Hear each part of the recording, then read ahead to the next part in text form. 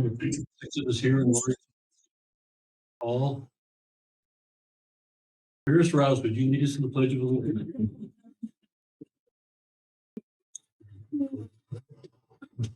Pledge allegiance to the flag of the United States and to the republic which stands one nation under God, indivisible, with liberty and justice for all. Thank you. Before we do the minutes, we have a special deal here for Pierce. Rob, would you introduce the visitors, please? Absolutely. Starting from the right and working to our left, we have Lindsay and Troy Gurr with their son Tanner. We have Ellie Curry, Casey Elliott, and Donna Rouse. And Mandy Hours, Pierce Rouse. Pierce, we have a deal here for you. The first thing we have is your nameplate. Can't you forget who you are? Anyway, here's the plaque, Pierce. This says, Pierce Rouse, April of 87 to August of 24. April of 87 to August of 24.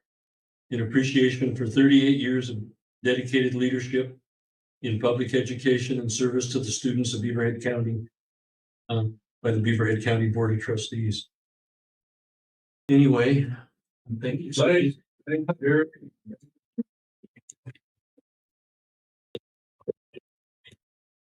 First being there together, he and I have been here from the get-go just about, and not only are good friends, but we work so good together. And Pierce always had such great common sense and cared so much.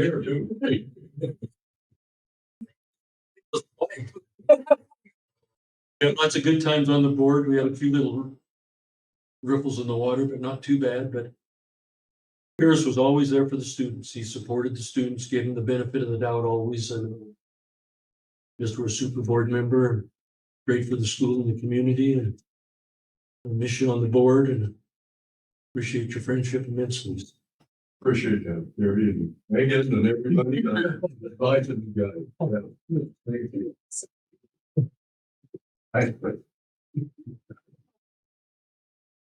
Thank you. That's gonna be right on his corner because it's sometimes. Yeah, I sure appreciate it. Well, thank you so much.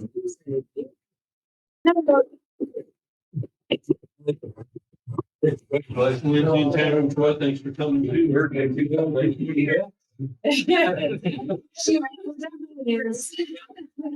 That's good. Thank you, John. Thank you guys. I'm doing 80s. Yeah.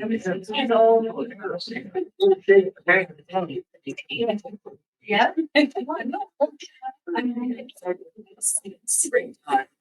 I love your. So 1987 was the year.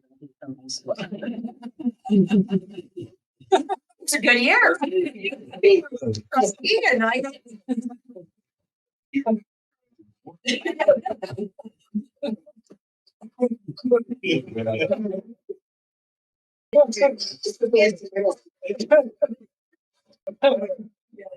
There's Is that your jacket? Oh, we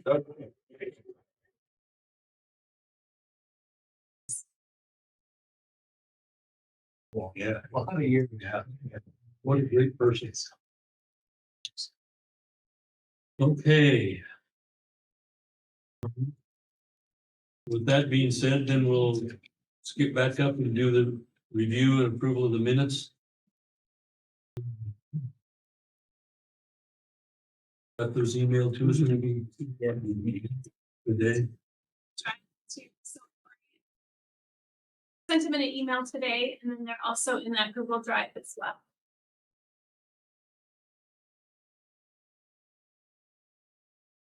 Together after this. I would wait to approve. There's a motion and a second on the minutes. I did have one question. On $50,000 perpetual levy. The minutes say if the levy passes, it would replace the current one. Doesn't the current one stay in effect if the new levy passes? Be in addition to, so So $50,000 would roll into whatever it was that the new levy would be. And so really we would, if we went for 100,000, we'd be asking for an additional 50,000. And the 50,000 would still be in there. Does that make sense? But is it still perpetual forever? So it would be part of the, okay, all right. So the minutes are correct then. I would, On there. So because the question. Decided after 5 years that we want to go back to the taxpayers and ask for more and do that if you want to. So, okay, any other questions on the minutes? All those in favor say aye. Aye. This is unanimously. but the $50,000 would stay if it failed. Does that make sense? Yeah. Okay. So make sure that's. Okay, so the next is the claims and accounts.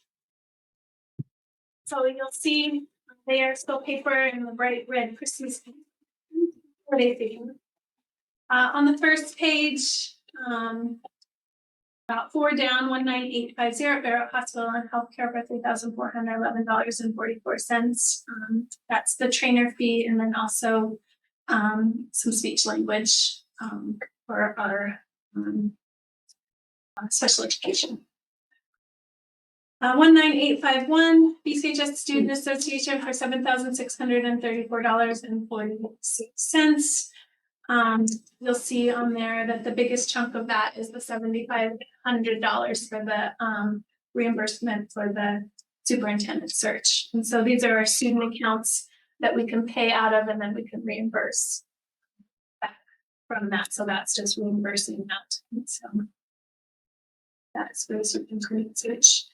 Moving down to the bottom of the page, 19855, the BMO MasterCard for $7,827.24. You'll see on there that a good chunk of that is for construction for the Microsoft licenses and to retrieve the emails that we needed to provide to our attorneys for moving forward in that in the lawsuit. On the back page, on page 2, 19856, BMO MasterCard for $3,583.41. A good chunk of that is for Truman Shop Supplies and SCS Supplies. And I believe both of those came out of the Advanced Opportunities Grant and Perkins. But I thought it was all Advanced Opportunities. Right? Not those ones, these ones are their PO. Oh, they're POs for their classroom. Okay, yeah, okay, so. POs for their classroom. Then 19857 Brown and Thompson for $13,748.27. You'll notice that it was $2.80 per gallon, and talking to Suzanne, it was about exactly the same as last month. So it didn't change much from last month. So hopefully we can stay consistent or go down. The last one on that page, 19861, the charter for $1,538.88. You'll notice that there's a number of just monthly internet charges. The one at Vigilante Stadium will go dormant. We'll turn that one off until the season starts next fall. And then just a variety of different phones. We do have our new phone system with Granite, but we are required to have some hard wired phone lines coming into the building for security reasons because they're tied to the fire alarms and the elevators and those different types of things.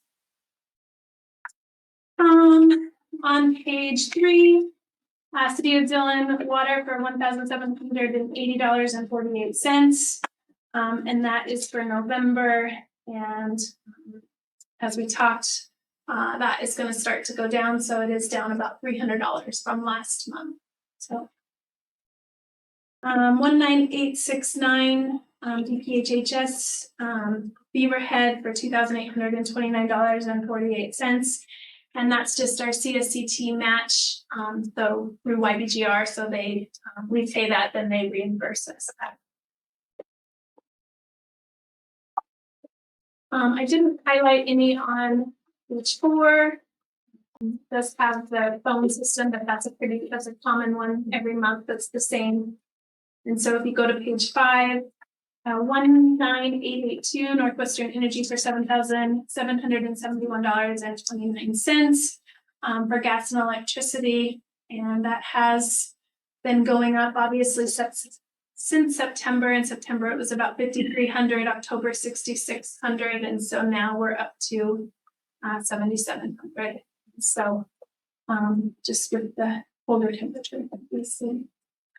19885 Shell Energy North American for $2,260.31. On page 6, 19888 Summit Fire and Security. That's just our annual inspections of our fire and security system that we have. 19889 TIPCO Industries, as Sean is taking over at the bus barn, just trying to create an organizational system for nuts and bolts and all of the different things to keep things organized. It was an organizational system that he put in over there. 9893 US Bank for $129,500. So that is our December payment, and we pay that every 6 months. So that next payment will come out in June.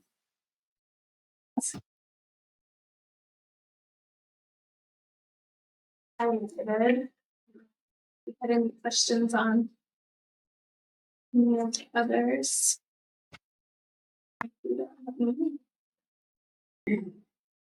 I move to approve the claims. Been moved and seconded to approve the claims and accounts. Are there any questions or discussion? Those in favor say aye. Aye. Those opposed? Passes unanimously.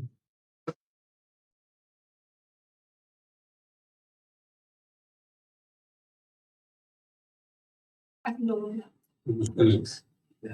I was all over there. Yeah. What did you buy? About like 4 different years, Did you? about 6 years. I've had one mature already. And you have 4. I think we had 3 or 4. I can't remember how many years they did. Look at. We do it. Did I just don't clean it. I just have it with the plan. But maybe, yeah. Who seconded the claims? Thanks, Mike. Under public comment and communication, the only thing I have is an update on Vigilante Field. Roxanne, would you like to comment on that since you had such an integral part in it happening? Well, the Board of Regents approved our recommendation to gift it. Well, will it be a $1 exchange? Is my understanding of the $1 exchange. And then I know you guys have been working with that company. Is everything? I think everything is ready to go as soon as I think Mike Reed said that they were just working on lawyer stuff. And then I've talked to Mark Durham at the insurance, and so they have everything ready. There's a full thing. Is that coming from that shredder? There's a few things that have to be transferred onto our policy, but nothing will increase. That's according to Mark. So, and they'll just, since they have that policy, they can just pull, I think it was the concession stand and the warming huts, because I think that was the last thing that Western had done. And so they just need to pull that and put it onto our thing. And he checked and made sure that there wouldn't be anything additional. I mean, I don't know if that's going to change for next year, but for right now,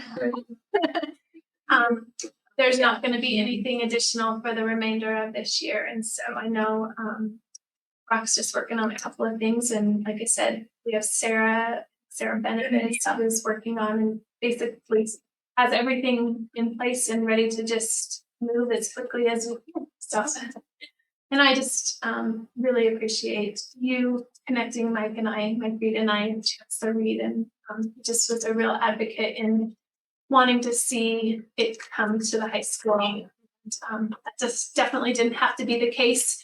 It could have made it difficult, and he definitely was an advocate to see that happened. And it's just nice to have that partnership. And you'll see as we talk later on in the meeting about some of the other things that Western is doing to, really kind of bring that partnership together and just having two strong institutions working together for common things. So it was just really nice to work with him. There's a lot of people that really made that happen. So it's We exciting. sure appreciate it. I mean, there was no way that high school would have had the money to try to buy that field and Yeah. to get the entire acreage, the 8.87 acres is just couldn't ask for anything any better, just tremendous. Fantastic. So thanks again for everything you did and for spearheading the whole thing. Will there be some PR just so that community good relations for both spots? Mike and I talked a little bit about that, and so it would be nice to, I don't know what that will look like, but I think there should be definitely something that. For the community see this both schools working together. It's all. And they continue to, I mean, we have the track and Western can use the track and some of the things that they want it for, we'll be more than Yeah, focus. on Happy to both help sides, them, give yeah. and take. in communities. Some years there was a little bit of, people. There always is. thinking that- People like to come to their own assumptions about stuff, and then they like to talk about it without actually getting the details. That's correct.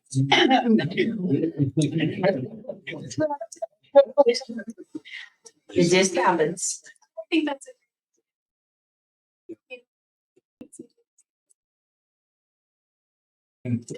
Good.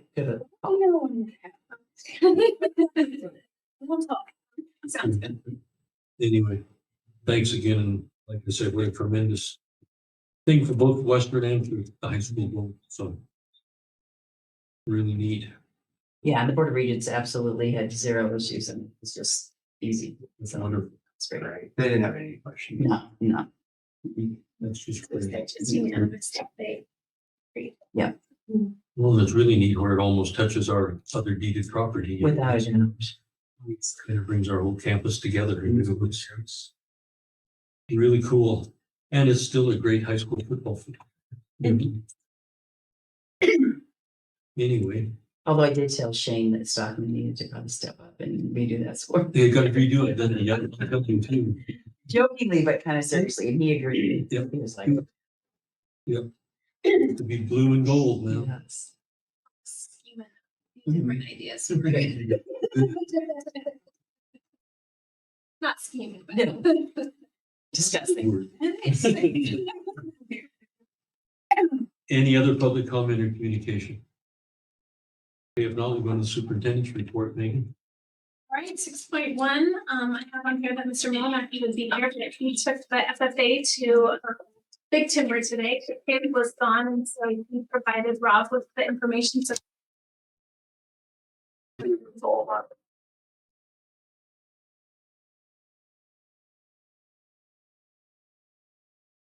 Basketball, wrestling, and all cheer are all underway.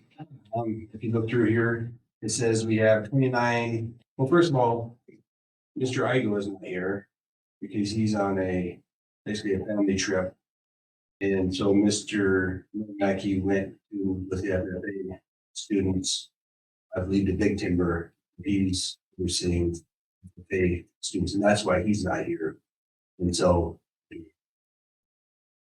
but 29 boys are out for basketball team this year. Their first tournament will be this Friday and Saturday at Frenchtown. I believe they play Big Fork and Loyola.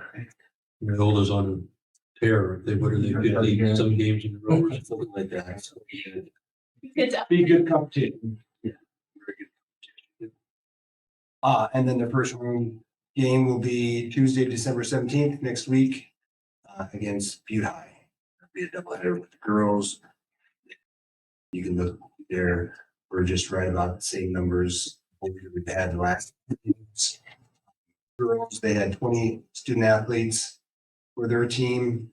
They will also start in Frenchtown this weekend at the tip-off tournament. And their first room game is also the 17th at doubleheader. Down a few few students, but so three teams, and so I'm not concerned about any games or missing any games, and sounds like the numbers are gonna be bouncing around. Freshman, sophomore, freshman JV, and you come down for some JV and some. And then wrestling, quite a few more student athletes participating this year. There's 28 total, 16 boys and 12 girls, compared with 2 years ago where there's 11 boys and 2 girls, and last year where there's 13 boys and 4 girls. And their first home match will be in a couple of days against Hamilton and Renan. The girls will. The cheer team, they have 10 students, all females this fall, or excuse me, this winter. Compared to 13 girls, 1 boy years ago, and 13 girls, 1 boy, 1 male.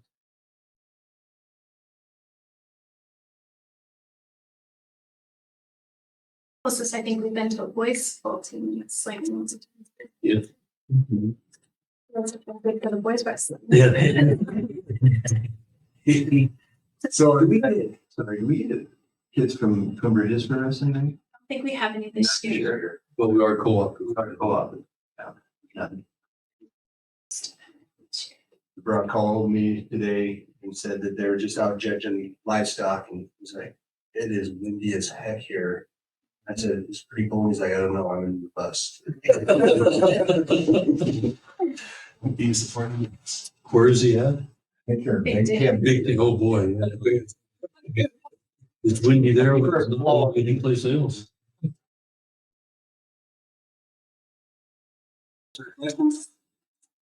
Did they have any kids, boys and girls basketball?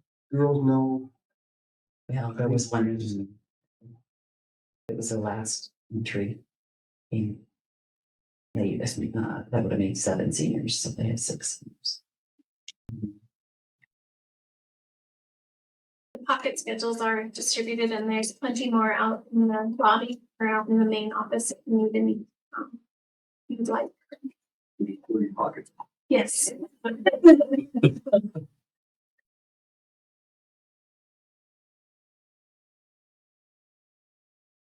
Evaluation at the December meeting is usually when I distribute the superintendent evaluation packet. Due to my retirement, you can decide if you feel it's necessary to complete this evaluation.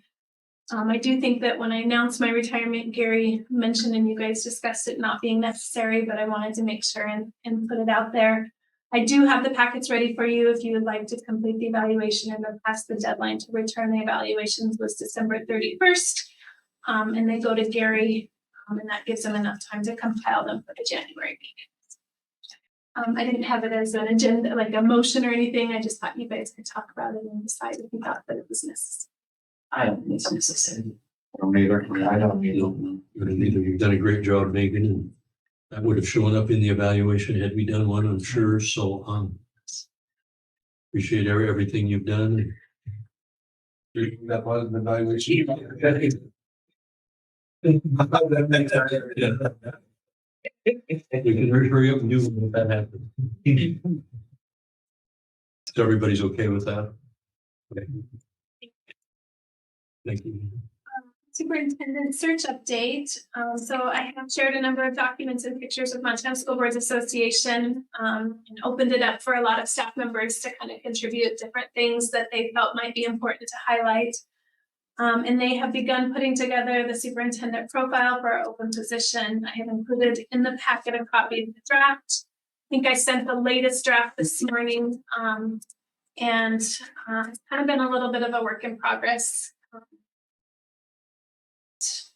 So if you have some different suggestions for different things, I will say that I did send back. So on page 2, under dual credit, I just didn't think fall 79 and spring 50 made a whole lot of sense. So I just had them add fall enrollments of 2020. 324 were 79 and spring enrollments were 50, just so that they had that. And then in the page 7, on the community. Gary was just talking where I talked about it was the proximity to Western. He thought that if there might be somebody that might not understand that it's in the same community. So just changing that to reflect sharing the Dillon community with the University of Montana Western enhances educational and cultural experiences.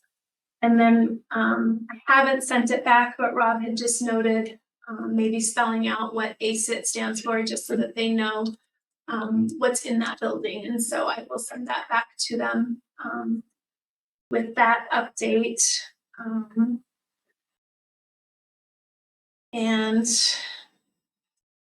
basically they've kind of just taken the list of things that I put in there, thinking that they would kind of take and put into the profile and just copied and pasted them in there. So I've tried to direct them a little bit and reword a couple of things, but if you guys have any suggestions, I can get those to Lindy and have her update those. So we can, or if you think something needs more, let me know. One thing that we kicked around some was the salary range. They did an analysis of the Class A superintendents, and the average salary is around 125,000. So we had talked earlier about having a range of 120 to 140, and does everyone feel okay with that for a salary range?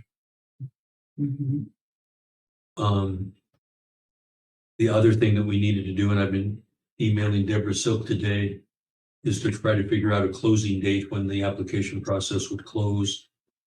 She thought January 10th, which is a Friday. And I guess that would give, if we get this listed or get it posted by tomorrow or Wednesday, that would still give people a month, or basically Yeah. a little more than 4 weeks. There are.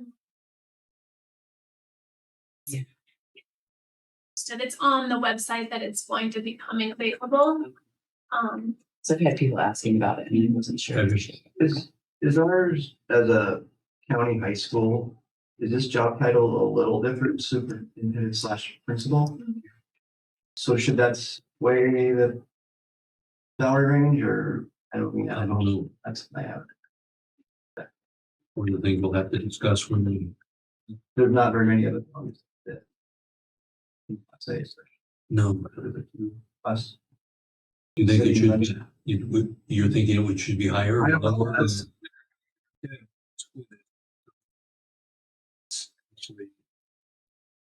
K through 12. This here in Hickory County. Right.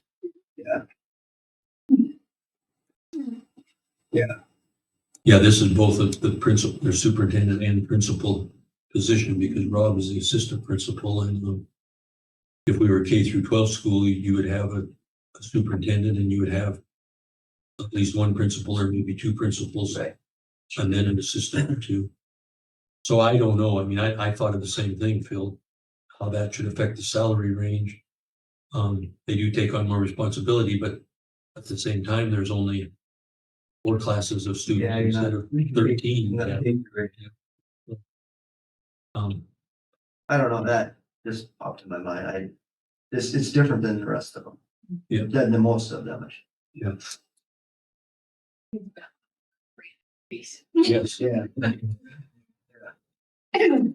You know, and that's something I suppose when we get into the interview process and even in the salary negotiations is something that will come up. I mean, there's 2 ways to think about it. I mean, if you're only superintendent of 4 classes of students, maybe it should be a little less, but at the same time, if you're picking up the principal duties to go along with it, maybe it even out. We hope our employer catch that and recognize there's a bit of a difference. They're gonna. And we're gonna have to tell them that. You know, that they do mention it in here, but when we get to the interview process, that's something that we definitely will have to You talk see about. that being superintendent, well, not probably as much as you used to. I think there was one of the applications that we looked at. One of the profiles that we looked at the superintendent principal in there. Now I can't remember which one it was. Bridger. Bridger, yes, that's who it was. So, I thought they did a pretty good job of putting things together. Megan and Suzanne and the teachers and faculty and staff and everybody put in a lot of thought and time into it, I know, but I think it looks pretty good. It speaks pretty good of our community and of our school, I feel. And Ellie, did the teachers feel okay about it, or have you seen? You know, I haven't heard much from the It'll other be a teachers, good- but I feel like everyone, I haven't heard anything negative. I feel like everyone- And I did not print it, sort of hard copies that I have all this. Okay. Yep. I think the only thing that we need to add is the very last thing is there's supplemental questions. They're going to have them answer, all the applicants will have to answer 3 questions, and they gave us a sample here of 12 of them, and we have to pick which 3 we would like to be as part of the application process. We'll try it as well. Here we get to see that.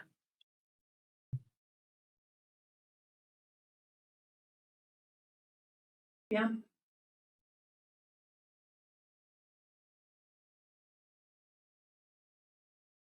Look at those questions and we can try to come to a consensus as to which 3 we would like them to ask. And Rob and Megan's input also.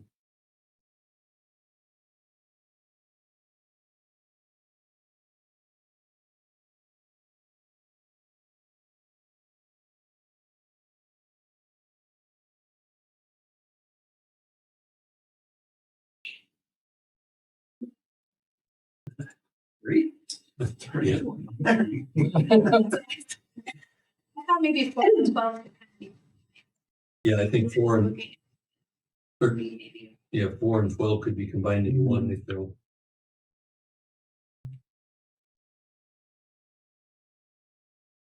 That's one I liked. If we combine those 2, would be the leadership style.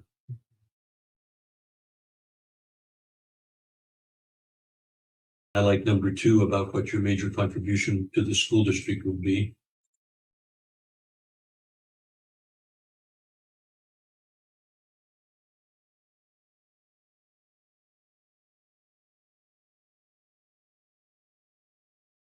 I like 6 of thinking into the future, Mhm. successful educators. That's changing all the time.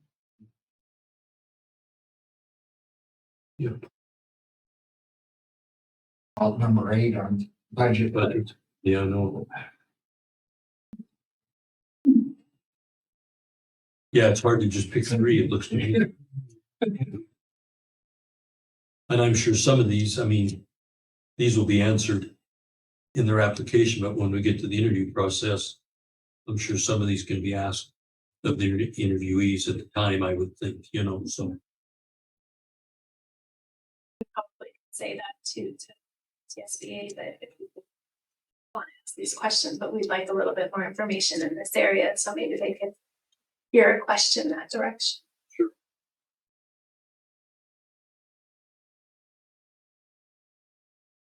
Be wanting to see in superintendent, that might help. Narrow down the question, but we would actually like to see in. You know, we want a finance person, obviously that the big part. Yep. Um, Being a leader and somebody that can be willing to admit they're wrong and have some common sense and be loyal to the students and the faculty and the staff and the board and the community. I mean, it's a big role. I guess that's where the leadership comes into play probably.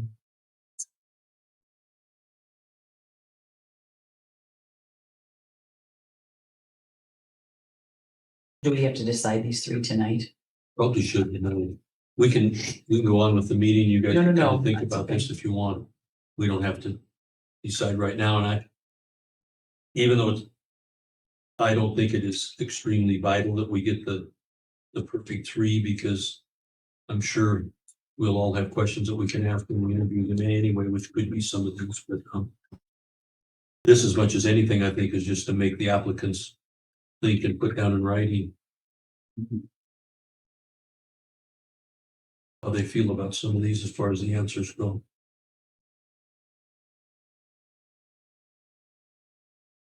Bill, which three would you pick if you had to? I'm a big leadership style person. Like, let's speak of leadership styles. I think that definitely has to be one myself. And combining four and 12 makes sense. Yeah, That's the same thing. Is everybody okay on that being one? Yeah. Yes. I think, to me, we all know the world's changing more nowadays than it ever has, I think, in our history. It's socially, economically, whatever, everything. I think someone that can look into, kind of see into the future. I like six, so number 6, but just seeing what they think about the future of educators. I agree. Yeah, It's changing so much, everything. So it's good. But you're gonna have to deal with it. Yeah. No, And then maybe just the budget one. the budget one, number 8. Yeah. Chris and Mike and Lori, are you okay with doing, combining 4 and 12 as one of them, and then having 6 as one and having 8 as one? That's fine, yes. Leadership is one, and I like 3 qualities, number 6 for 2, and I like the budgeted information for the 3rd. Okay. Everybody okay with those 3? Speak up if not, but if we're okay with those, we'll pass those 3 on to them. All on the same page? Yep. Okay, all right, thank you so much. 6.4 athletic trainer updates. So their hospital recently was in contact with me because Elisa's salary will have to be increased starting January 1st. To comply with updated federal labor laws, which set a new minimum salary thresholds for exempt employees. These rules are designed to ensure that exempt employees, those not eligible for overtime pay, receive fair compensation for their work and responsibilities. If their salary falls below the updated threshold, they will no longer qualify as exempt, meaning we must pay them overtime for any hours worked beyond 40. Elisa qualifies as an exempt employee due to her responsibilities requiring advanced knowledge in the field of science, specifically kinesiology and sports medicine. I did reach out to Montana School Boards Association and just clarify that because I wasn't sure, because that's different from like a teacher or administrator, any of those different types of things. And they agreed that it definitely meets that, definitely meet that criteria. So in order to get Elisa's salary to meet the new threshold, an increase of $11,860 is necessary. Normally we would split Elisa's contract with the hospital, which would mean that we'd have to pay about 50% of this increase, which is about $6,700. I did meet with the hospital and just let them know that that would be difficult for us to do in the middle of our fiscal year. And they agreed to cover the increase for January through June. But next year we will see a significant increase in what we pay for athletic training services, because we would be expected to cover the 57% of her salary. The hospital does cover her benefits. Having, in my opinion, having an AT is a critical role to help keep our athletes safe and healthy while participating in our activities. There's nothing that we need to do at this time. I just wanted to inform you of the increase, just so that when it comes time, when we're looking at those salaries, that we factor that in. I did coach a number of years where we didn't have an athletic trainer, and I can tell you it can be a challenge. And so having that role, or having somebody in that position is pretty important. And so I was thankful that they agreed to cover that for the remainder of this year, because it would have been difficult for us to be able to find that. But just information for us as we're looking down the road, knowing that is going to be an increase in that for next year. Any questions on that? I've seen the exempt and non-exempt, but I never really looked into it a whole lot. But it does make sense. You know, obviously the athletic trainer does have, they have their normal hours, but then with all of the travel and those different circumstances where you run into the challenges. Any questions on that? All right. Let's see here. The next one, 6.5 graduate profile review. So included in your packet is our staff has done on the developing of our BCHS graduate profile. So this graduate profile is a document that outlines the expected knowledge, skills, and personal qualities a student should possess upon graduating, essentially acting as a clear vision of the desired competencies a graduate will achieve upon graduating from Beaverhead County High School. Having a graduate profile is a requirement that we will have to have in order to earn state accreditation in the future. I'd love for you to take a look and review this document and share any feedback that you might have, including anything you feel is missing or needs to be added, changed, or removed. It's not critical that I get all that feedback tonight because we are continuing to work on that. So if you take a look at that and you see something that you think could be added, you could share that. We will also be taking it to our students and provide input, and also try to provide opportunities for our parents and community to comment and provide feedback so that they get an opportunity for our families as well as our business community to kind of share what they would be looking for if they were hiring our graduates, whether it was entry-level positions or after they have gone off to college or training or those different types of things. We're hoping that we will have a finalized copy of our profile by the February board meeting. I have also included District 10's profile. As you can see, there are quite a few overlapping areas, which says that we do share a lot of the same values. And so basically, we just got the staff together and we brainstormed a whole bunch of different things as to what they thought graduates should look like. And then we tried to categorize them into different competencies. We were really struggling to kind of come up with those main umbrella ideas. And JC Hacker, our counselor, said, throw it into ChatGPT and see what happens. And it was kind of interesting. It came back with a lot of the same things that were discussed. And so we kind of agreed on the 5 different areas. So academically prepared, socially skilled, resilient and responsible, life ready, and civically engaged. And then just tried to explain each one of those and kind of what that really looks like. So just looking at academically prepared, obviously critical thinking skills, good communication, good use of technology responsibly, not just using technology, but being able to use it responsibly and understanding the consequences of not choosing to do so. And then just learning, approaching challenges with curiosity, adaptability, and a growth mindset. And so we kind of came up with a few different things under each of those categories. And I would say, gosh, we had probably a list of 50 to 100 different things, and there was a lot of different overlap and different things like that. So trying to kind of put it into something that was short and sweet and kind of hit all of those topics was a lot harder than we thought it was going to be. And so, but again, I think it's important to get perspectives from a lot of different areas because obviously we're looking at it from the education standpoint, having a parent look at it from a parent standpoint, or a student looking at it from a student standpoint, or even our business community looking at it. It's kind of important to get some of those same things. And again, it was interesting to see, obviously we created our profiles completely separate with District 10, but obviously we're educating a lot of the same population. So it's kind of important to see kind of the directions, and hopefully they're aligned and they really were. So that was positive news. And I didn't doctor this one up. We will make it into a fancy document once we get everything finalized. And so, so nothing really that we need to do.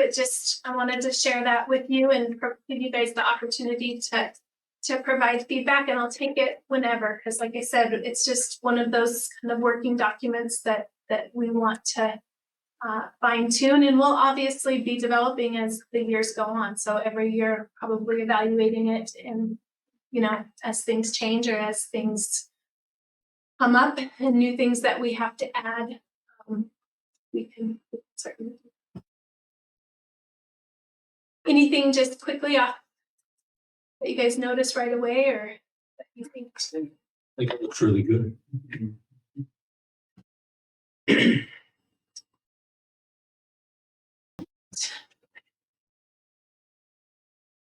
All right, so Governor Gianforte's proposed budget increase for the 25-26 school year. I'm gonna be honest, this all kind of came out and I've been trying to really wrap my mind around it. And I think even some of the people at the top are still trying to figure, you know, get all of these different questions answered as different things come up. But Gianforte proposed budget for 2026 represents a historic increase in funding for K-12 education in Montana. Couple of things that I read is the largest proposed increase that the state has ever seen. What is he proposing? What do you say? Yes, we'll talk a little bit about it. It not only increases the monetary support at the highest levels, but also aims to significantly enhance teacher salaries. This increased proposal includes 50+ million annual increase in teacher pay above inflation. So for the next fiscal year, 50 million. And then, but there's the 3% inflationary that they're still considering to add to that. And then next year, they're proposing about 54 million. So over the course of the 2 years, $100 million push into education, if I understand it correctly. The annual incentive is valued at about 52 million in 2026 and 54 million in 27. Again, marking the largest increase in K-12 funding, without even including the 3% inflationary increase. And so one of the biggest pushes is to increase the lowest paid educators. So to do this, in order for us to qualify for any of the additional payments, there are some minimum teacher pay requirements that include the quality educator payment, which is already factored into that crazy, confusing funding budget that where we get our money in our general fund. And so, which requires the district to pay its lowest paid full-time equivalent teachers at least 11 times the quality educator payment, which is about $3,783. So times 11 ends up being about $41,615 as a teacher base pay. And our base pay is already above that. So our base pay for 25 was $41,883. So we're just under $300 above what we need to meet that compliance for the fiscal year 26. And so that means that we're on the right path to continuing to receive the influx of money. And so we must also commit to paying our lowest paid full-time equivalent teachers 70% of the district's average teacher pay by fiscal year 2030. So in 2030, we will have to be paying our base starting teacher at 70% of what the average teacher is being paid. Right now, that's not the case, but they're phasing it in. So the first phase in 2026 is going to be 62%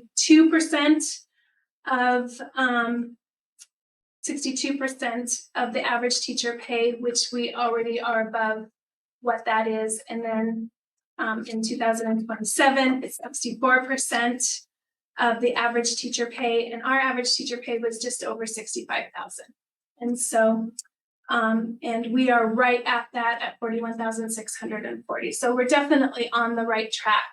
If we look through all of the different phases based on the $65,000 average teacher pay, that's starting in 2030 would be 45,544. Obviously, as we negotiate, usually there's a cost of living increase.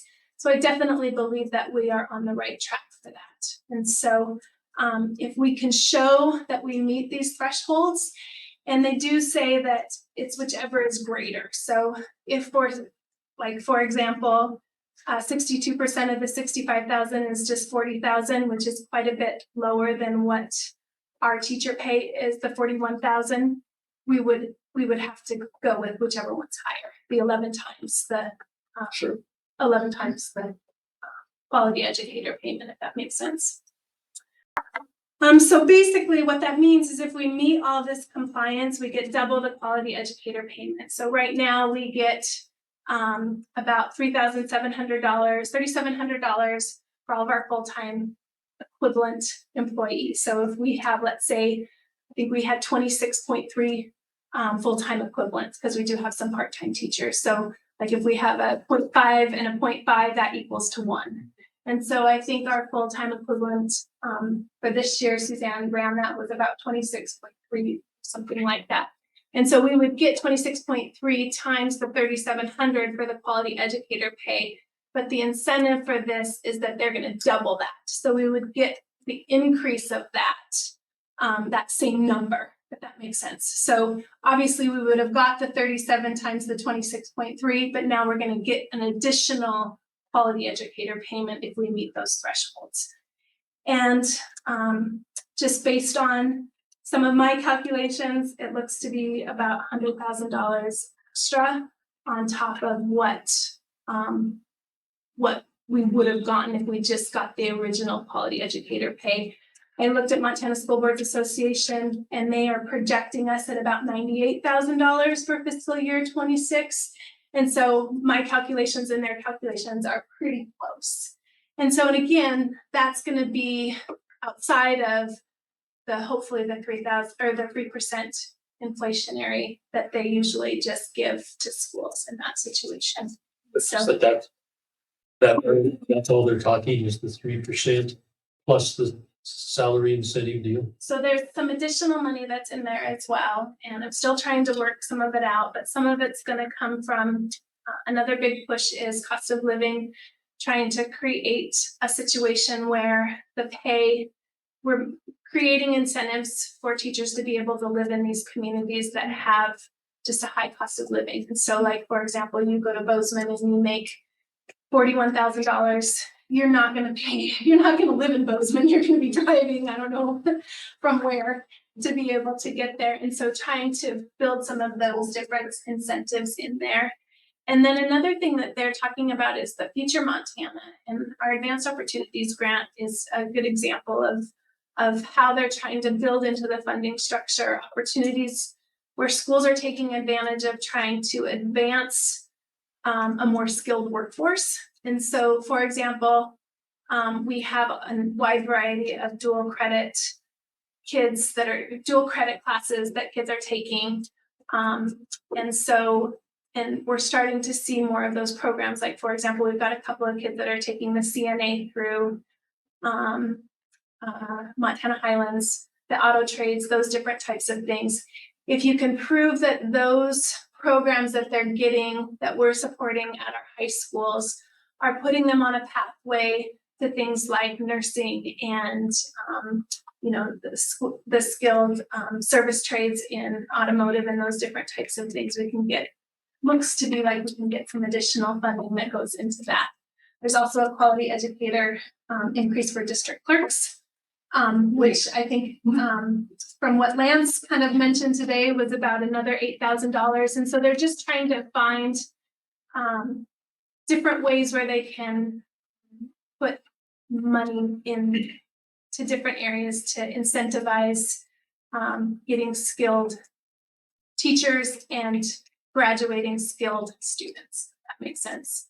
And then, of course, one of the things that he talked about in there was talking about he's got a really big push to eliminate cell phones in schools and money to try to help schools find ways to store cell phones or to do those different types of things. And so I will share.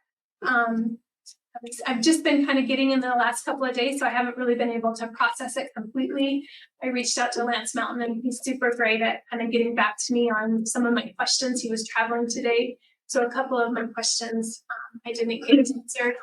But I think the positive thing is we're looking at hopefully we're looking at some additional funding in our general fund they're looking at changing the funding structure to try to give some relief to the biggest burden coming on property tax. And so they're looking at different ways of collecting that tax differently. One of the things that they talked about was, so like if it's your main living house, it being taxed differently than if it's a secondary home, looking to try to get more of that tax, generate some more of that tax revenue from the second homes and the, you know, out of state people that are just coming in and living part-time where they're not necessarily paying a lot of maybe their. And so, and again, as I get more information, I would share it. I just thought it was important to start that conversation. And I don't know if you guys have that access to Montana School Boards Association, but oftentimes they'll send those threads. It's the STARS Act is the big thing that they're talking about. And so I think January 6th is the start of the legislative session. So that's when they're really gonna start to push, and there will be some opportunities for lobbying and those different types of things to try to help support some of those different things that are going to help hopefully K-12 education. And again, I will share some of this, you know, some of that information that I just pulled off Montana School Boards Association with you guys, so that you can kind of read it and start to kind of see. But I guess the bottom line is hopefully we'll see an increase of about $100,000 extra above what we were anticipating, and then hopefully in some other areas we'll be able to capitalize on some of that as well. Yeah, hopefully the legislature will come through with some major increases. You know, one thing that is bound to happen is the big schools and the big towns with lots of legislators are in dire financial problems. So well, hopefully something will come about. We certainly need it. And the teachers need to be paid more money. We can doubt about that. Trying to equalize some of the, you know, obviously some communities have more ability to generate revenue and tax base and those different types of things, and trying to equalize some of that across the state. And the whole point of, you know, the double payment on the quality educator payment is, you know, if you aren't at that minimum threshold, that there's some dollars to get you to that minimum threshold. But hopefully for a school like us, where we have met at least on track to meet that we will get that full incentive to be able to support our jobs. Kind of interesting, but a lot. And you know, they can't do anything in education funding that isn't confusing and convoluted.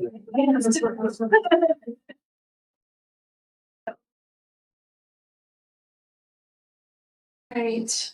6.7, possible lease agreement with UMW to utilize welding space. So Ryan Gibson at UMW approached me about the possibility of leasing our egg welding space to offer an evening adult education class through their outreach office.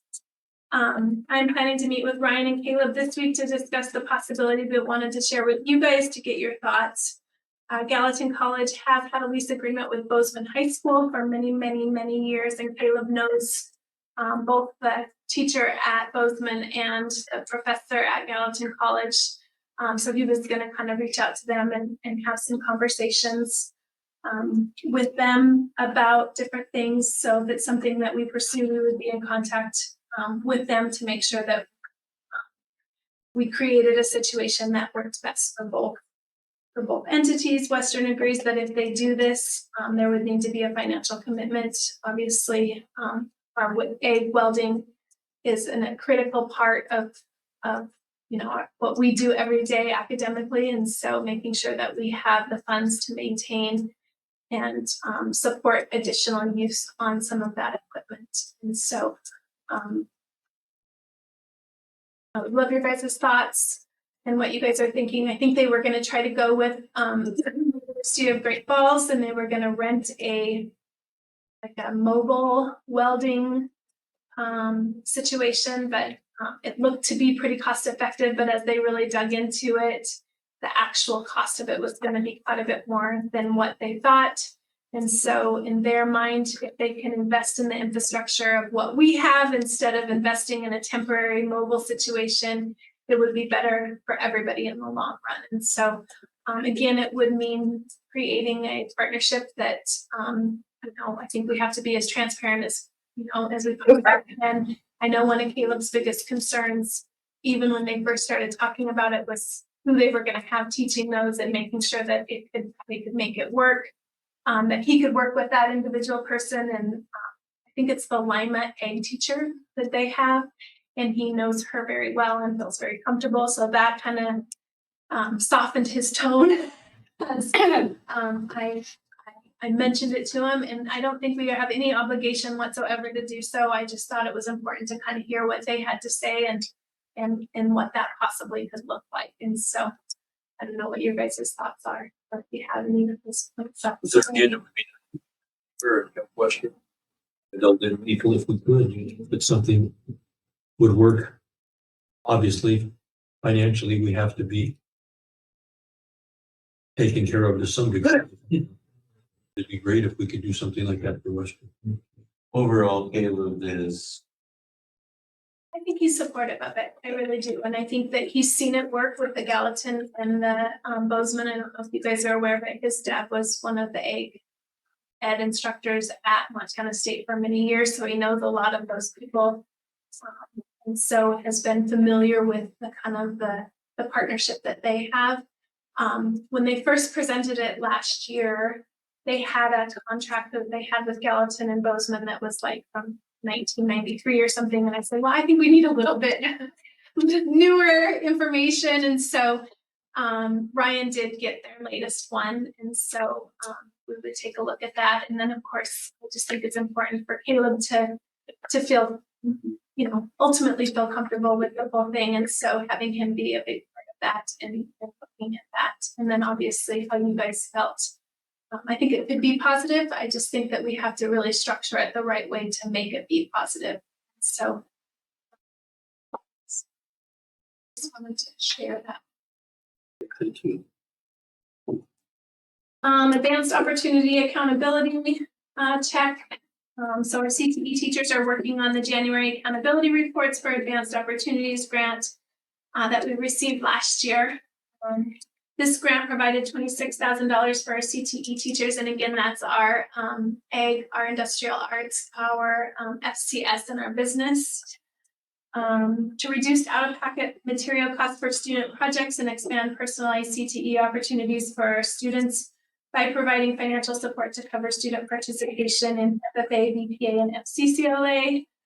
The accountability report requires the board chair signature, so I wanted to update you that we are making progress and meeting the goals. We are hoping to have the grant money spent by the end of January. We will continue to receive this grant as long as it continues to be funded and we continue to show progress. And we do not have to apply every year. And so a good chunk of that money went to help support our FFA students at their national convention. Another chunk of money is going to help support our FCCLA and our EPA students as they go to their state competitions. It helps with out-of-pocket costs for students for registrations and tests.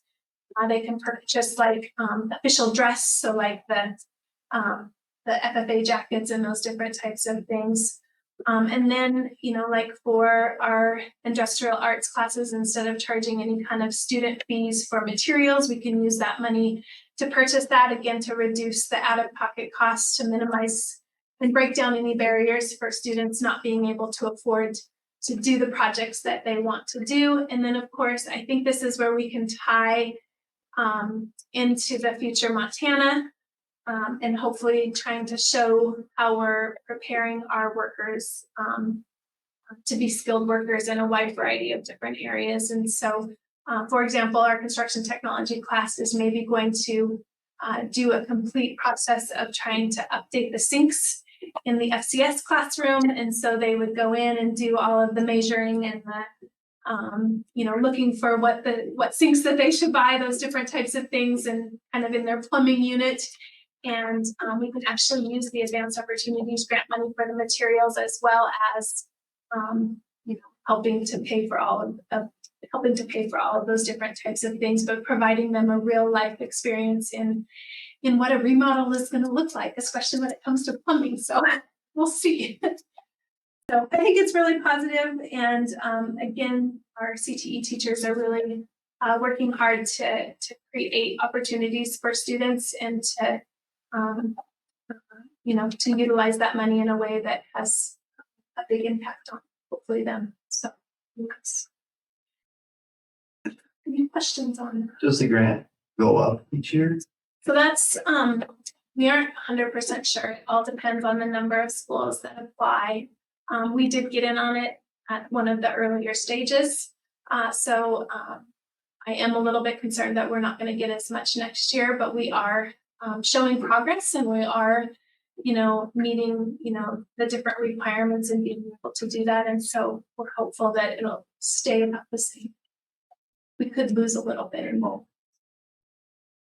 It's just kind of nice because it's, like for some of the grants like Perkins, it can't be consumable items. So things that, like wood and that kind of stuff you can't buy for using Carl Perkins money, but you can for the advanced opportunities. And so it just really helps to kind of support some of those supply budgets that we have in there. And then, like I said, not creating, breaking down some of those barriers for students to not have to pick and choose their projects based on the wood that they have access to. Makes sense. Thank you. 6.9 AUM Western Housing Benefit to BCHS students. What else did I'm sorry, I missed one. Co-op costs and availability.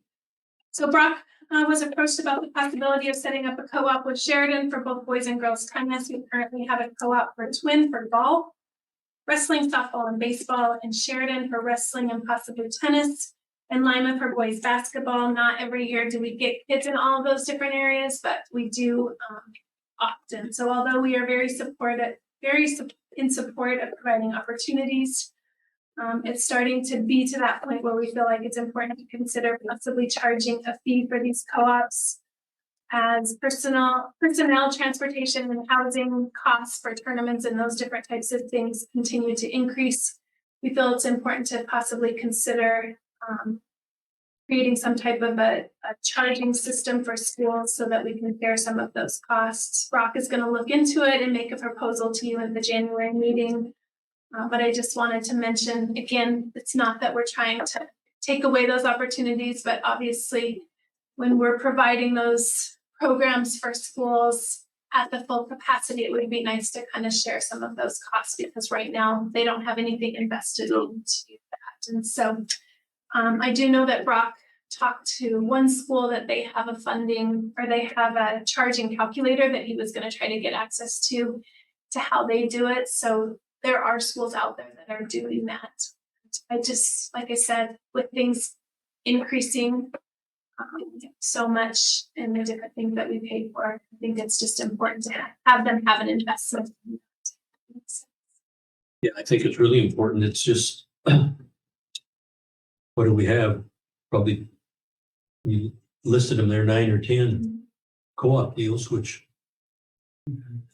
it does get to be expensive for us. You start taking kids to tournaments and meals and traveling and overnight. And yeah, I feel bad for the small schools, but at the same time, we don't have your choice, I feel, Surprised we. Well, it just starts as this small thing where it's like, you just do it and then pretty soon it's like, oh, wait a minute, can we do this and can we do that? And we're seeing more and more, take advantage of it. We have a boy in basketball that's traveling from Lima. We had a number of Twin Bridges kids that did cross country and golf. And so not every year, I think a couple of years ago, we had 3 or 4 kids from Twin doing wrestling, and then we had one from Sheridan. And so it just kind of depends on the year and the kids, but we even talked about just having an annual fee to have that co-op in place. And then depending on the number of students, having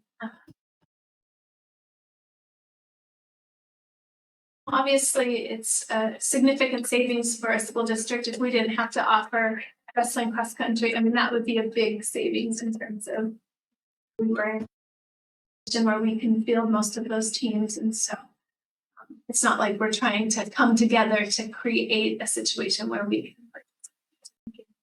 not to take away opportunities or not to be a good neighbor, but at the same time, just to be fiscally responsible.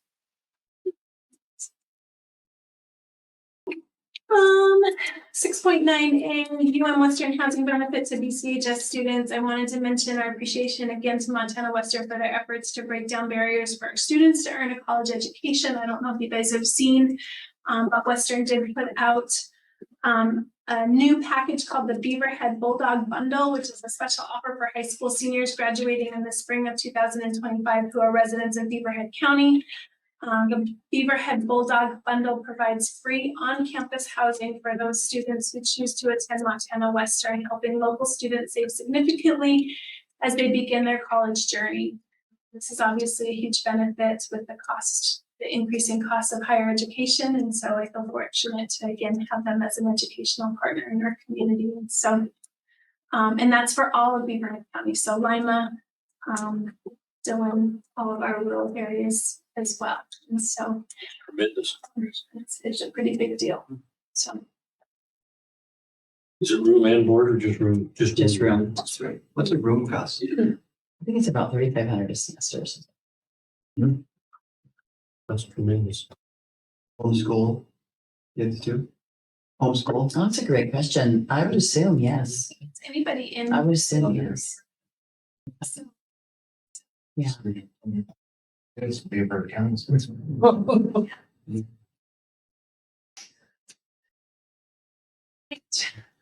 tremendous. This worth noting. I'm sure you probably saw it, but it's just kind of nice. There are a few documents to help you determine what you think a good amount to seek for the technology levy that we will write in the spring. If you take a look at the documents that I provided, Paul put together, like I said, we kind of tried to look at just if we could just see a straight across the board increase from one year to the next. And it just made it really difficult because some years we paid for 3 years of this subscription or, you know, those different types of things. And so instead we just tried to look at annual costs. And so just as one example, our Microsoft licensing went from $1,900 to $4,300 over the course of the last 10 years. And so that's about 126% increase. And so all of our annual license expenses increased about 113% over 10 years, which is an increase of about 11.3% a year. And our hardware increases have been much more gradual. So over 10 years, the increase has been about 30%. So about 3% a year. And so I tried to kind of put it into, I'm not always a super mathematician, but Excel is pretty handy, I'll tell you. And so I gave the same spreadsheet that we kind of looked at last month with kind of our current expenses, and then just tried to kind of put with it like an 11.3% increase showing the 10-year increase and kind of what that would look like over the course of fiscal year 25 through fiscal year 35, which is hard to even imagine. And obviously it's just showing the current levy of the 50,000 and the total expenses, subtracting out the current levy and kind of showing the amount supported by general and other funds. And so you can see how that continued to increase as you continue to go through there. And so just to try to kind of give you an idea, and obviously it's hard to gauge. I mean, it could flatline and it could, you know, go to 5% increase, or it could really explode and go to a 15 or 20% increase, kind of just depending on different things. It's just hard to know, but just kind of as a average, I thought that this was probably the easiest way to kind of look at that. And so That's all you have is the past year's numbers to use. Try to project. hard to imagine some of them getting to that point, but obviously 10 years is a long ways away. So yeah, I don't think so. And so, and you know, obviously just trying to come up with a number that is hopefully something that the community can recognize and understand is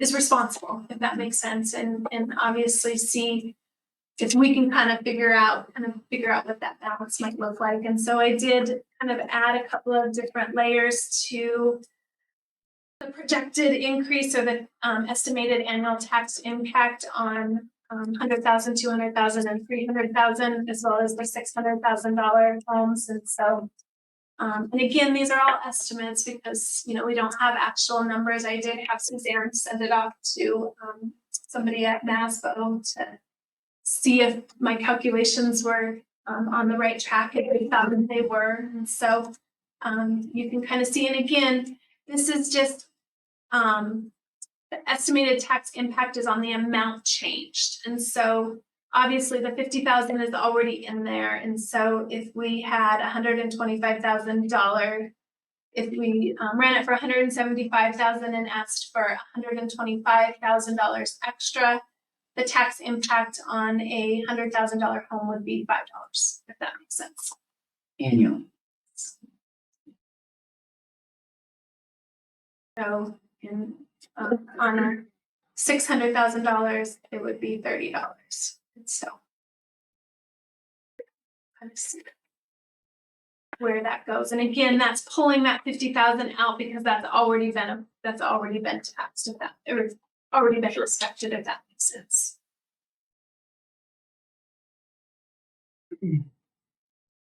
But the way we would run the levy amount include the 50 when it went to the taxpayer? And would the levy amount just include the new amount that wasn't? It would include the whole amount, but just to kind of show the impact on the increase is where that comes from. Does that make sense? And I could put in the whole amount too, to kind of see what that looks like as well. But yes, it would be, because again, if we run it and we're successful, that 50,000 is lumped into that, and it doesn't continue to be perpetual. We would have to run for the whole amount, if that makes sense.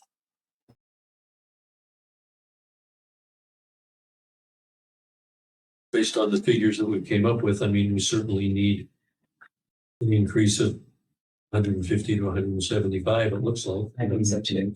Yeah. It does, I mean, and that's gonna happen, like Bill said, it's not gonna flatline, it's just gonna keep going up and going up.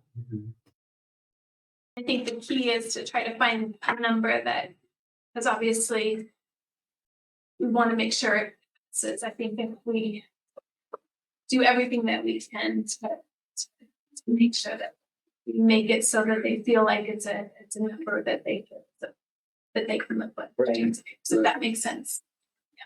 So these have been passing, haven't they, statewide? A lot of technology levies. have been more successful than any of the others. I think it's just easier for people to understand that that's something that's needed, and it's not a cost that's declining. And like I said, there's just so many more expectations on any industry, but schools included, for things like security, that kind of stuff. And we talked a lot of what our subscriptions are for security, to make sure that we're in compliance with SEPA, which is the Child Internet Protection Act, and those different types of things. And so a lot of what we have in there is for those types of things. So if I'm understanding it correctly, each year when we collect this money, if we're above what, say in fiscal year 25, our current expenses are gonna be 162,000 or whatever, but we run a mill for 200,000. So the extra, just using round numbers, the extra 40 grand, do we put that into a quote unquote slush fund, or how's that work? Right. So we can make up the difference on the back end, right? 10-year. Okay. That's that. Question. So, if we don't only spend 150,000 of the 75,000, that's where you can kind of make up some of that to have for the future, increases, if that makes sense. Mhm. So then we can, at the back end of it, when we're shortfall, when we're spending 250 and our levy's only 200 or whatever, we have money out there that we can actually back it up. Okay. And so the full amount will come in every year, but the hope is, and for a long time, we were able to we were able to kind of build up that technology fund where we didn't have to spend it down every year, but we're just to that point where we're spending double what we are collecting. That makes sense. More than double. Can that money be put somewhere to earn interest? I don't believe so. I think it's not. It just makes sense. That's already going. That we just set ourselves up for those kinds of things. If you could just put it somewhere where. Yeah. We do earn some interest from the treasurers. I don't know quite how it all works, because it's our money lumped into all the county's money and get a report every month that I have to go through. We're going here with the same bank. 80 days or 6 months, there was all the county money like that. We roll over into a CD, and part of that would be some of the high school Yeah. money, and I'm sure that's still the case, I would think. Yeah. So we probably would earn something on Level. Not to make up for one lost years. it. Sure. So in thinking about that and wanting to maybe do something closer to 175,000, you actually have to add in the 50,000. Even though we're already doing the 50, that's how we would. Right. Yes. You'd have to run 11 for 225. Honestly, That's $42 a year for a $600,000. I think it's where we need to be. I think we have to. I do We too. have to have 175 new money, I think. I do too. Or we're just gonna I be right back. absolutely agree. Oh, good. Well, we'll think about that, and that under action items, we'll need to decide on that, but I think I think as we're moving ahead, trying to come up with some strategies to get the word out, Mhm. market it to a. we need to market it. I think you're just saying everything's increased 126% over 10 years. You don't even have to say exactly what it is. Yeah, maybe the newspapers. I think everybody knows.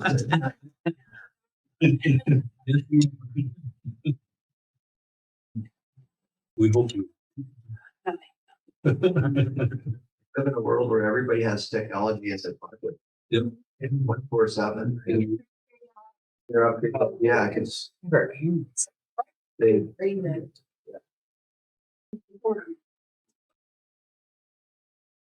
Honestly, it might be worthwhile to even engage some of our students to talk about how critical it is, because Yeah, they can do they great. can listen to us, but those kids are gonna be able to tell you exactly what Yeah. things are, changing. And I'm sure our IT, I think it was named Paul, could share information too, but I don't know.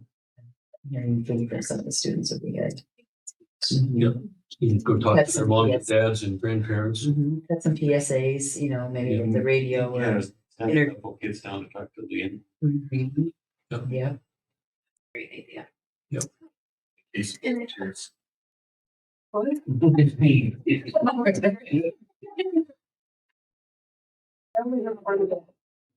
So we would tell you, we'd give you some information. Absolutely. To understand, yeah. So you guys would have to understand it. Yeah.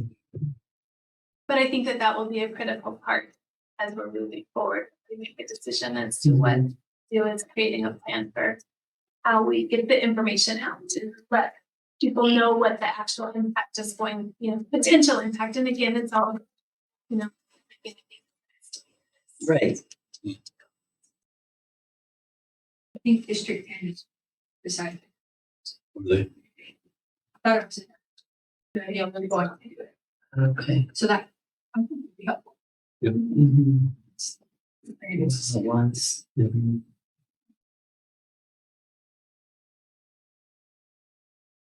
that's all I have in my technology report.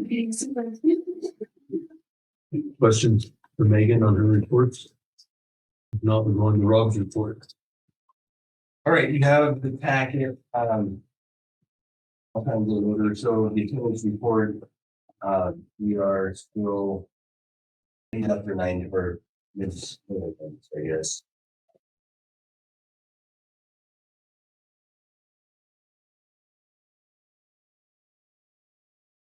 Seems like that's been pretty consistent. The holiday season, actually, we have a few students that are out for an extended period of time, and being family. Different kind of reasons, so that's good. We still speak. Like today with the FFA, tomorrow with FFA.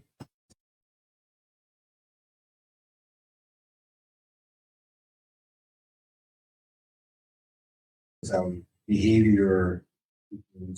Um. It stays the same. Parties are probably the biggest one. It has not been as bad, actually. From the last time to this time, it's bad, but maybe 4 infractions.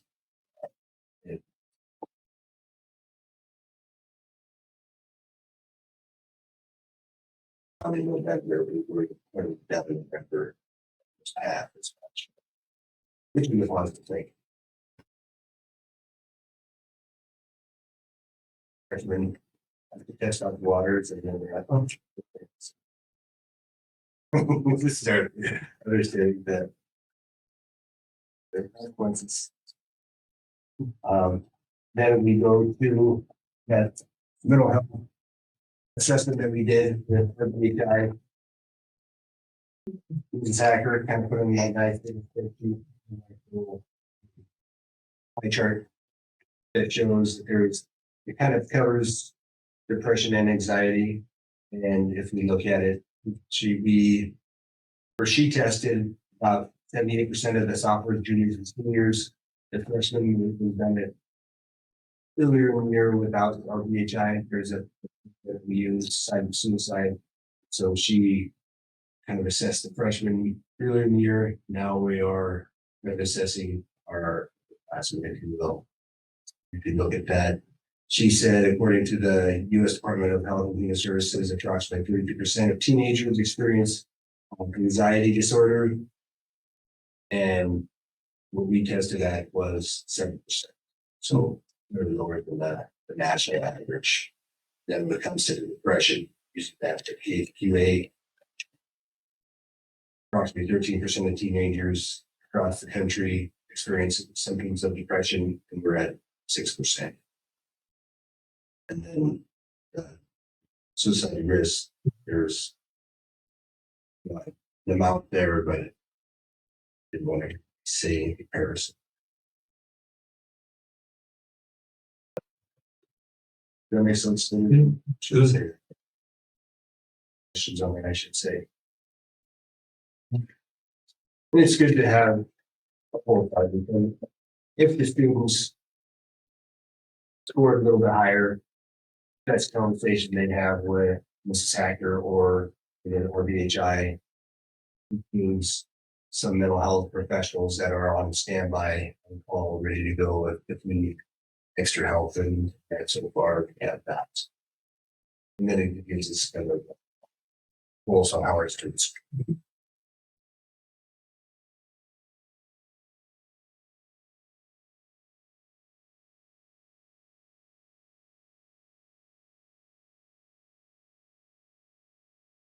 She also talked about the Safer Montana, the anonymous tip line that we have implemented. So just so that students were aware of where that was at. And we will be doing a full school-wide push. So getting it out to the community and letting our parents and families know as well. And again, we have put into place a wide variety of different opportunities for our students for mental health support. And so that are outside of school so that we can work with the families to get that set up. And I think that we have a number of families that have taken advantage of those opportunities. So that's just always positive. We can take care of their mental health. We can increase their academic achievement. So just like Rob said, getting a pulse on kind of where they're at really helps us to support them. And the last on the bottom says it's only one portion of what we do. We utilize teacher input because teachers are communicating with our students all the time. Just Connor and myself and JC always have students in our office on a continual basis, and we're in the hallways all the time, and sometimes you see a student walk down, we're heading down or wherever it happens to be, and that starts a conversation. See if they do need some extra support that day or maybe a long term.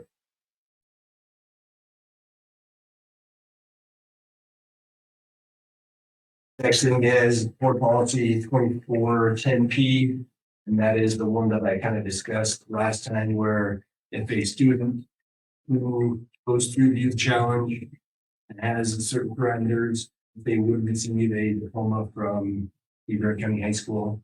And so the policy was included in the board packet. And if it's just plain black, it was the policy that was in place already. If it was struck out, I took that out, recommended taking that out. And if it's green, it's added. Talking to a few people, we may want to look on the second page there, right? Where it says alternative programs.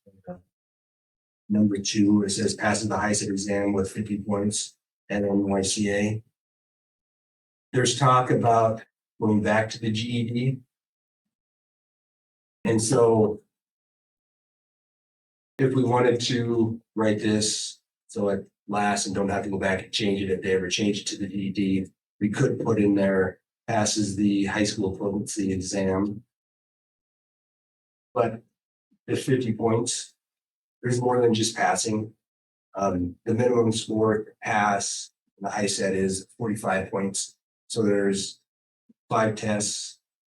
4 of those are words. They score up to 20 points. A minimum of 8 is required. And then the writing for it is 3 points. Then you have 2 extra along there. But I thought it would be, I've done a lot of testing and I think it's okay to increase that. I kind of increase it by 10%. The state said that if you want to increase, get their diploma, it has to be 20% increase. So I thought that was reasonable. They have to graduate from youth challenge. They have to do all their community service. They, there's a lot of factors involved in there, but I just think that let's make it not just the minimum. And so we could say in this, that is passing the high school equivalency exam with maybe 10% or 15% or whatever that's the key. Similar to the state. Or Your recommendation is 50. Your recommendation is 50 points. 50 points, which is 5 more points. So basically an extra point in each test than what the minimum is. But you fine at 50. That's your recommendation. Okay. Did they give an idea as to, because I haven't to them to give an idea as to how long they think they will decide before they will decide? Somewhere where some people want the back and something like that. What's different? It's The G is just one test, right? Whereas the HISET's the different. I think that they have it all. I'm not real familiar with the GED. I got into it. What's being the HISET? Like I can look into that.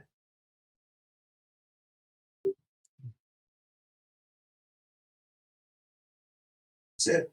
With more strings. I was gonna say everything. That's.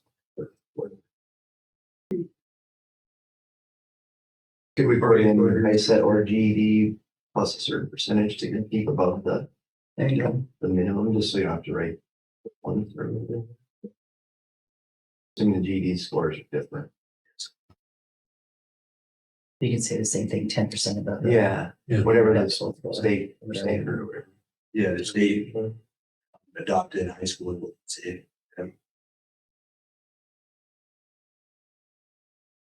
That sounds great. Yeah. And we can get this taken care of so that we can allow the student that's going to graduate this spring to join us. Was that kind of the intent? We have Two someone, students. There's here now. They're way above the 50. So if we at first reading, it wouldn't be, you get to confirm it, second reading next meeting.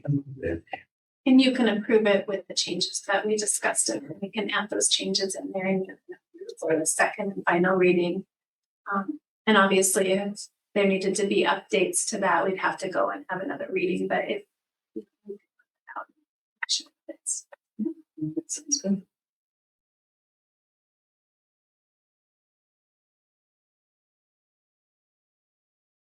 So overall, we're on the same page, 10% above the minimum. Is that what you would recommend? Yeah. That's right. Let's do Yeah. What's the on page? At least 2 semester prior to proposed graduation. Okay, so that is if a student wants to graduate early. They need to have at least 2 semesters, notify us so you guys can then approve that. Honestly, they have to really make that decision a lot earlier, just simply because they have to try to figure out how, so they could come to the board before that. But obviously they have to have government and English their senior year, and so if they don't plan ahead for that, they won't have a full year of government or English before that 7th semester. Where they would. those 2 students that would potentially want to walk with the graduating class. They walk or do they just get a diploma? They just did it. They just Gotcha. Okay. And I guess my philosophy was it didn't complete everything. Or the that sure. Yeah, I would think that would be a good way to do it.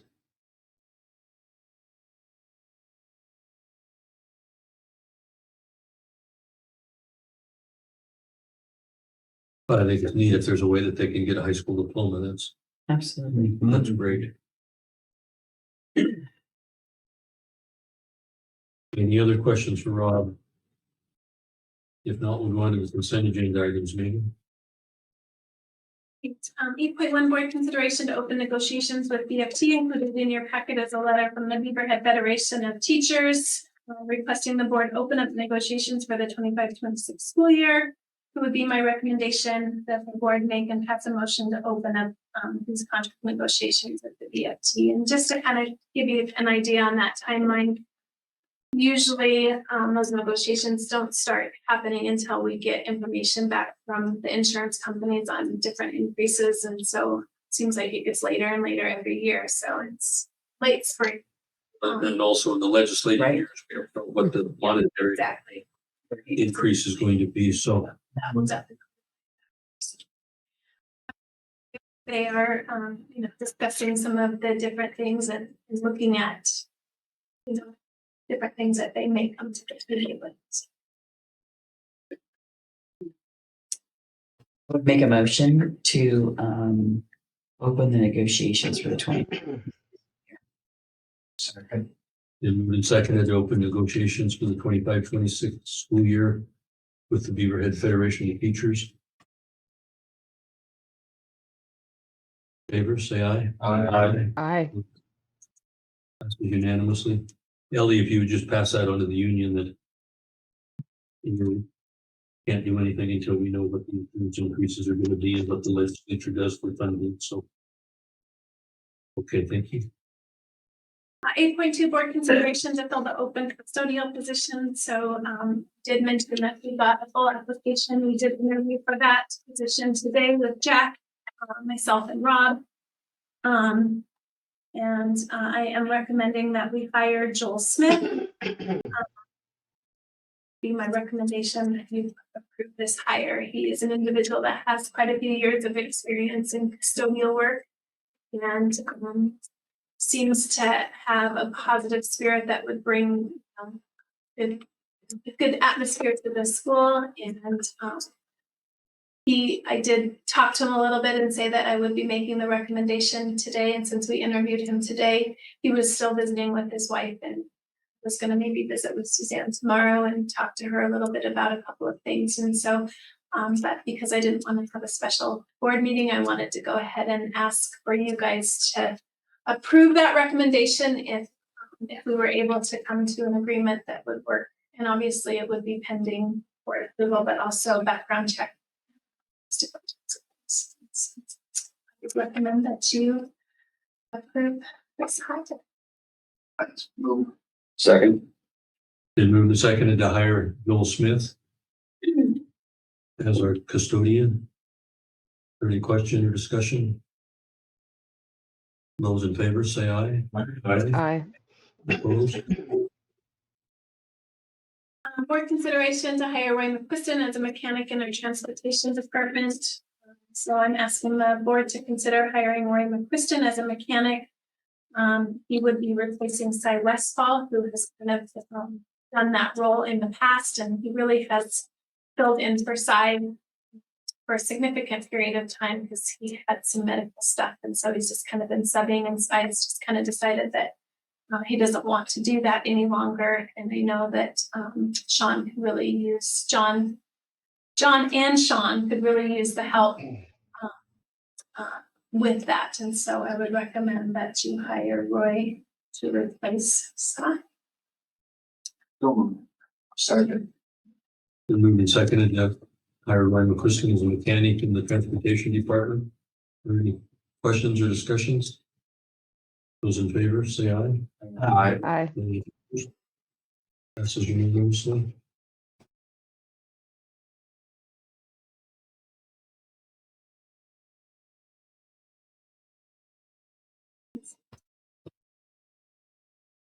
Contract. Oh, yeah.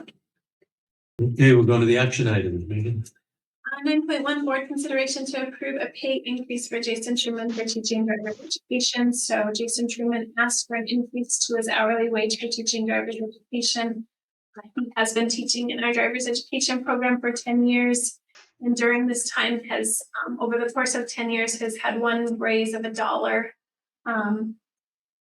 And he is currently being paid $26 an hour. He's asking for you to increase this to $30 an hour. I asked Suzanne to put some information out to kind of research kind of what other schools are paying driver's education teachers, and the $30 an hour aligns with a good majority of the places that came back and was even under in some places.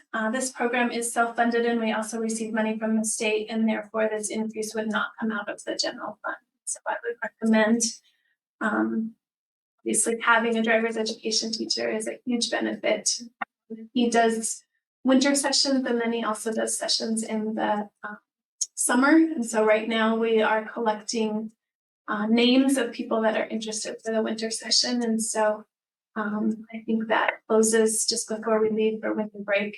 And it is a lottery. So if you're unfamiliar with how that works, basically all of the kids' names go in and are assigned a number, and then those numbers are pulled. And the first, I think it's 12 is all we are able to take in the winter. The first 12 get in. The only way to get preference points is if you have put your name in and you weren't successful the last time, you get your name in twice. And so age is not a factor. Opposed to, nothing else is a factor other than whether or not you have put your name in the hat and been successful. And so anyways, I would recommend that we increase that. I would move to approve the $30 an hour for the retention instructor. Been moved and seconded to approve the increase in pay for Jason Truman from $26 an hour to $30 an hour for driver's ed instructor. Are there any questions or discussion? Those in favor, say aye. Those opposed? Passes unanimously. 9.2 board consideration to approve the first reading of the updates to board policy 2410. So included in your packet is the board policy that Mr. Hankins went over and is recommending for you to update. These updates create a pathway that would allow students enrolled at Marshall New Challenge to earn a CHS high school diploma, and also updates the language surrounding early graduation at this time. I would recommend that you approve the first reading of this board policy. Obviously with the motion, you would have to put in with the changes that you discussed tonight.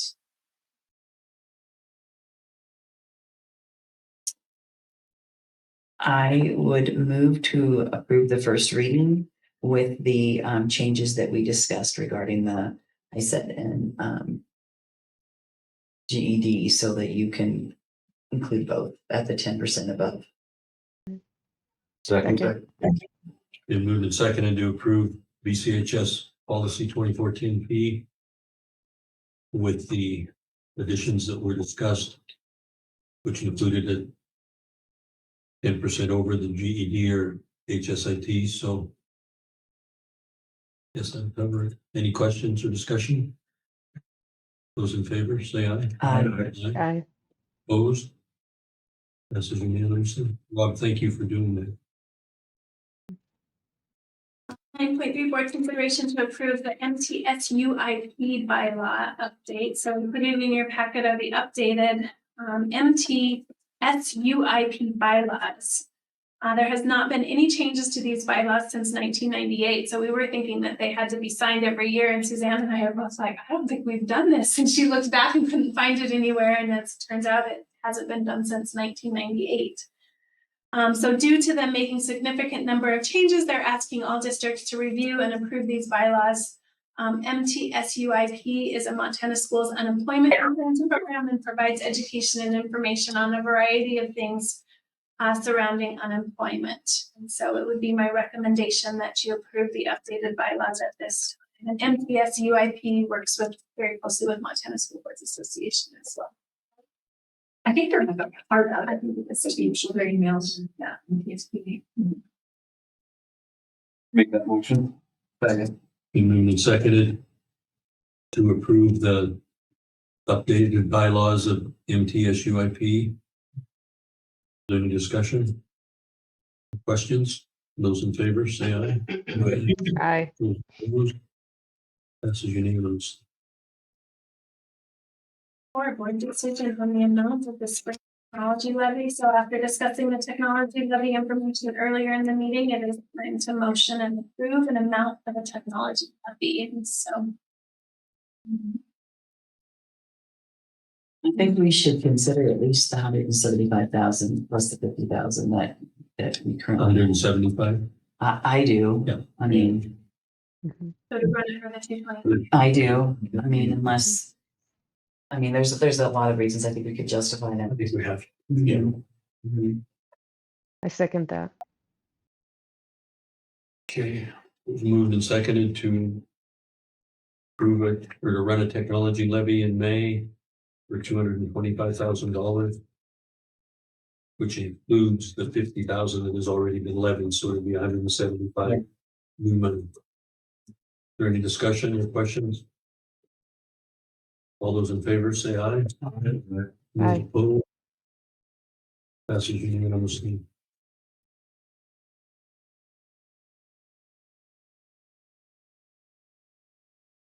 Okay, is there anything else to come before the board? Ken and I will work on, or Megan will, I guess, on telling the School Boards Association that we're ready to go on the advertising. Hopefully they can get that posted tomorrow, I would hope, and then put the January 10th deadline on it if everyone's okay with that, and we don't have any applications or enough, I guess I can extend that, so. If you guys do have any suggestions, send them to me tomorrow morning sometime and I will get that. Yeah, if you want to make any changes, we can profile. do that in the morning, so.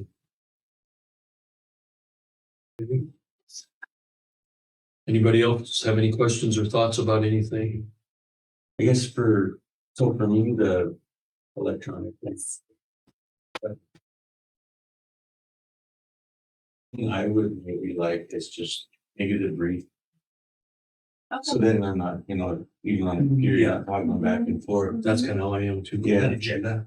Yeah, Yeah. well, like It the, just has, The information. yeah, Yeah. yeah, the agenda with the little, it's just the Yeah. access to that. It's- Yeah, the main agenda with this expanded Yeah. agenda, so to speak. yeah, that expanded agenda and The superintendent's report and Yeah. Yeah. just a little bit. Yeah, it should just be a couple of pages, right? You could put it just in a regular envelope, maybe, and mail those out.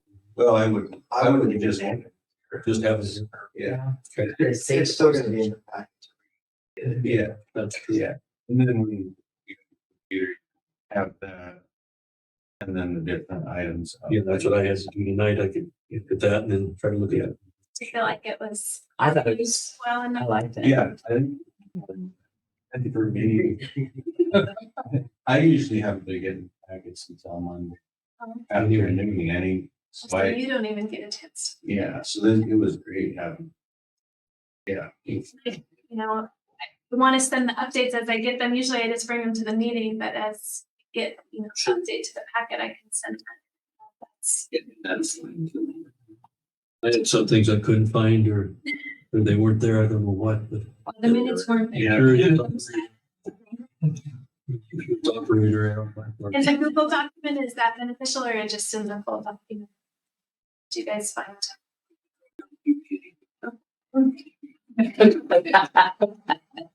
Herbert and password. I mean, I hate that you have to do both. So if you want to just send them as attachments, just do that. You can download those ones. Works better for me. First meeting. Yeah, either. Guys, were you able to open the PDFs? Because I know from Yes. the bus stuff, sometimes it was hard to. All the PDFs did open this one. Okay. And then if I just have a hard copy here, bare bones kind of. It worked great for me.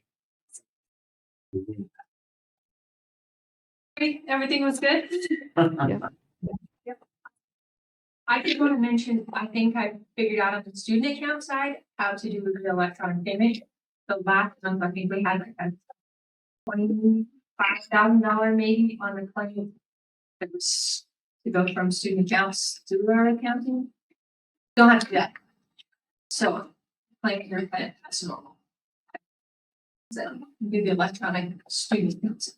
It's just a heads up, because it is usually a significant chunk of money. Great. And I will send more information as they get it on the STARS Act. And I'll even send you some of those documents that I was pulling from. Like I said, it was just kind of last minute that everything was coming in. So I just wanted to try to give a little bit of an update that it does sound positive. So that's exciting. Hopefully, yeah, it's still pending legislative action and that stuff. But hopefully we've got some people pushing the buttons and working. Casey, anything from the student end we need to know about? Okay. Nothing? The newspaper standpoint, any questions? Ellie, anything from the faculty and staff or union? I took a group of 20 drama club kids to see Shakespeare in the school last week, and that was really well received. They have when they're all up on stage doing a workshop. And they're so brave. All those drama kids, so different. Casey was one of them. It's on the Summer Night's Dream. So that was just